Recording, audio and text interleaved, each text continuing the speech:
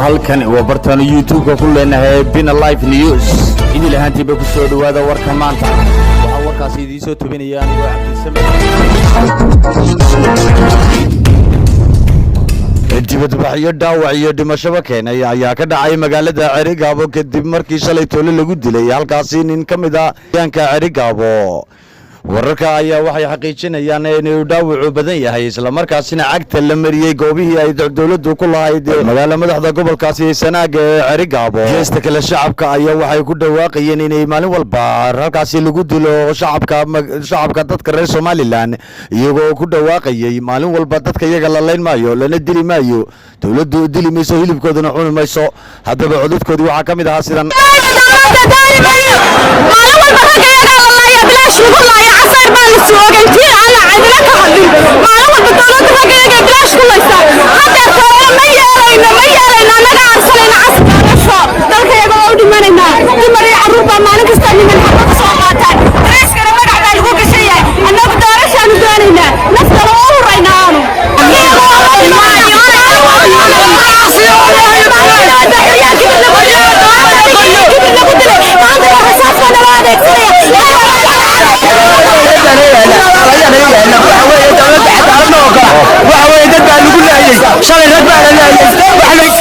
waxaanu khadka taleefanka kula xidhiidhnay goobjoogo Cerigabo ku sugan waxaanu noogu waramay sidan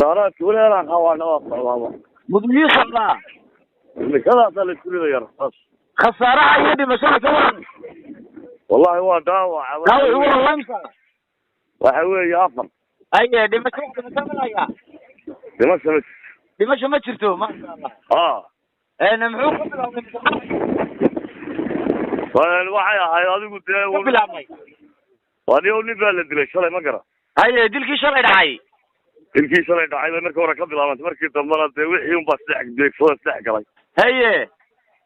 labadii wax la markaa ku weynaan doorasho wixii un baa saddex galay mucaaradkii iyo wixii iyo nimankii wax laga dilay adigu marka waxa loo aanaynayaa inuu ku talaysan yahay mudaharaad doorashada 13 November inay qabsato isku bedelay markii dambe إلا حتى أنا وصل ساعتنا كلها من يمكن واحد وياه بيشان كلها ولا وعفوا كم دقيقة هذا رصاص هذا أنا كان وصلنا نشوفه هذا شوفه لا إذا ما دي من السرقة رصاص يا دقوا هذا رواس اللي يرتك أنت هاد من السرقة بس وقلي مركا ودوين كي صار ودوين كوا جاي واحد يوم قالها إن حرميه دولة عكتها المرية ما حكى شيء وركا عكتها المرية دولة بيو سمير والله كلام يعني دولة ولا هاي ويا والله ما حسنت هو BBN News TV يا ربكم سلام يا ما حسنت والله geesta kale waxa soo galay ciidamada militariga balse waxa halkaas yimid taliyaha ciidanka booliiska Shiinamire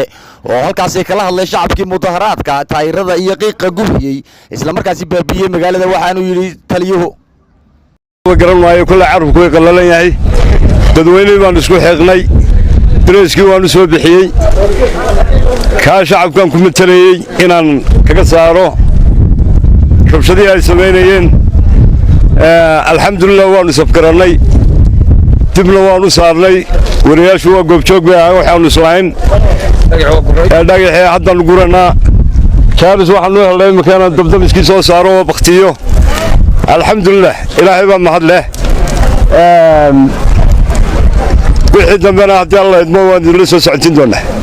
maxaa khasaare ka dhashay mudaharaadka taniya khasaare waxaa ka dhashay laba qof oo dhaawacaan iminka malhal kaga yimi oo dhaawac fudud ah iyo 5 askari oo sarkaal ay halkaa kaga dhacday xiribta dhagax kaga dhacay 4 askarina waa dhaawac fudud ilaahay roob uga dhayaan leeyahay dambe soo baxana haddii alla idmo waynu wada socon doonaa dadweynaha waxaan ka codsanayaa inay isdejiyaan Somaliland ayaa waxay wajahaysaa qalalaase siyaasadeed oo muranka doorashada ku salaysan